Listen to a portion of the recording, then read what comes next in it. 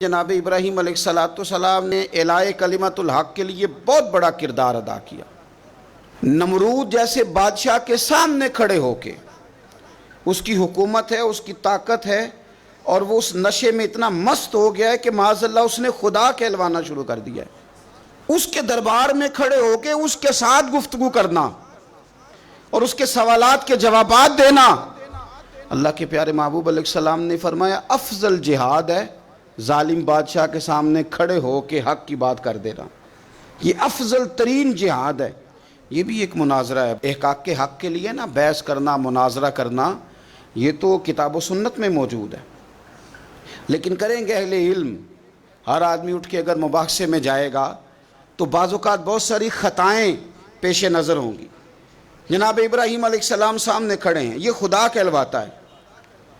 حضرت ابراہیم علیہ السلام سے اس نے رب کریم کی ذات کے بارے میں بات شروع کر دی۔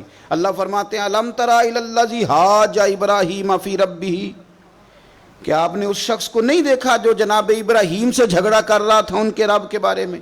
اور جھگڑا کیوں کر رہا تھا؟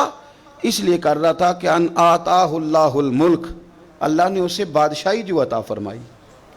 کچھ لوگوں کو جب اعزاز ملتا ہے نا، بلندی ملتی ہے، مال و دولت ملتا تو جھگڑالو ہو جاتے ہیں، بڑے بڑے دعوے کرتے ہیں، بجائے شکر کے تکبر کا رستہ اختیار کرتے ہیں۔ جھگڑا کر رہا تھا جناب ابراہیم سے۔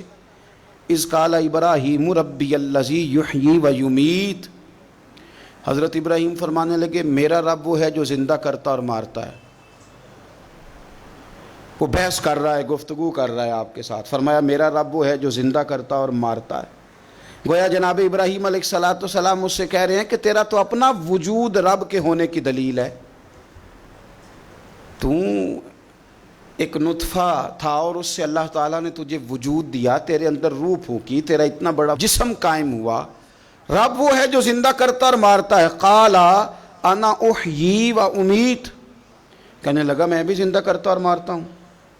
اس نے اس طرح کیا کہ دو بندے بلائے نمرود نے، ایک کو سزائے موت کا حکم ہو چکا تھا، اس کو کہنے لگا تجھے سزائے موت کی سنائی تھی، نجات تو آزاد ہے۔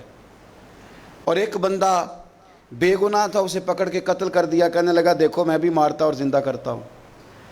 حالانکہ قتل کر دینے اور چھوڑ دینا، اس میں اور زندگی اور موت دینے میں کتنا بڑا فرق ہے۔ حضرت ابراہیم سمجھ گئے کہ بندہ موٹے دماغ کا ہے۔ کچھ لوگ موٹے دماغ کے ہوتے ہیں، بلا وجہ بحث کرتے رہتے ہیں۔ حضرت سعدی شرازی رحمۃ اللہ علیہ نے کیا خوب بات کہی، آپ فرمانے لگے 40 عالم بیٹھے ہوں، ایک دلیل سے انہیں چپ کرایا جا سکتا ہے، لیکن ایک جاہل بیٹھا ہو نا تو وہ 40 دلیلوں سے بھی چپ نہیں کرتا، کیونکہ جاہل ہے نا۔ علماء کے سامنے آپ دلیل بیان کریں گے تو 40 علماء بھی ہو تو ایک دلیل سے چپ کر دیں گے تو جو ہے جاہل، وَإِذَا خَاطَبَهُمُ الْجَاهِلُونَ قَالُوا سَلَامًا، یہ دلیل بھی اس کی بڑی کچی تھی، بڑی نکمی تھی۔ اب حضرت ابراہیم نے نا اس پر ایک اور مناظرانہ گرفت فرمائی۔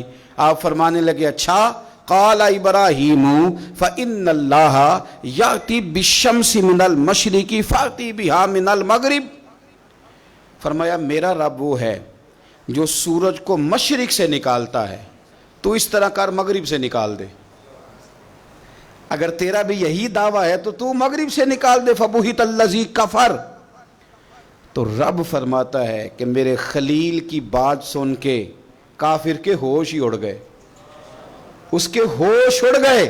جب حق کی بات ہوتی ہے فبہت الذی کفر، ہوش اڑ گئے اس کے، وہ تو حواس باختہ ہو گیا کہ یہ کیا بات کر دی۔ واللہ لا یہدی القوم الظالمین، اسے ہدایت پھر بھی نہیں آئی، کیوں کہ اللہ ظالموں کی قوم کو ہدایت نہیں دیتا، ہدایت نصیب نہیں ہوئی، ہوش اس کے اڑ گئے۔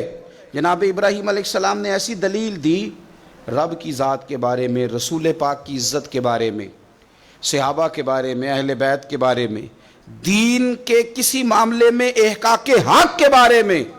ہمیں یہ پیغام دیا گیا کہ جگہ کوئی بھی ہو، مقام کوئی بھی ہو، وقت کوئی بھی ہو، جب تم نے دین کی بات کرنی ہے تو پھر تم نے نا ذرا تگڑے ہو کے کرنی ہے، پھر تم نے مضبوط ہو کے کرنی ہے، دلیل کے میدان میں پھر تم نے آگے بڑھنا ہے۔ جناب ابراہیم علیہ السلام کا اس موقع پر جب آپ کے ساتھ بظاہر کوئی غلاموں کی فوجیں نہیں، امتیوں کی لمبی چوڑی قطاریں نہیں، وہاں بھی کھڑے ہو کے آپ نے فرمایا کہ تو جو دعوے کر رہا ہے تو جھوٹے کر رہا ہے، کائنات میں ایک ہی رب ہے جو سچا رب ہے، ایک ہی کائنات کا مالک ہے جو سچا ہے، ایک ہی رازق ہے جو سچا ہے، اس کے سوا کوئی عبادت کے لائق نہیں، وہی ہے جو اس قابل ہے کہ اسے چاہا بھی جائے، اسے سجدہ بھی کیے جائے، اس کی بارگاہ میں جھکا بھی جائے، اسے معبود بھی جانا جائے، اسے رازق بھی مانا جائے، اس سے پیار بھی کیا جائے، اسی کے لیے جیا جائے، اسی کے لیے انسان دنیا سے جائے۔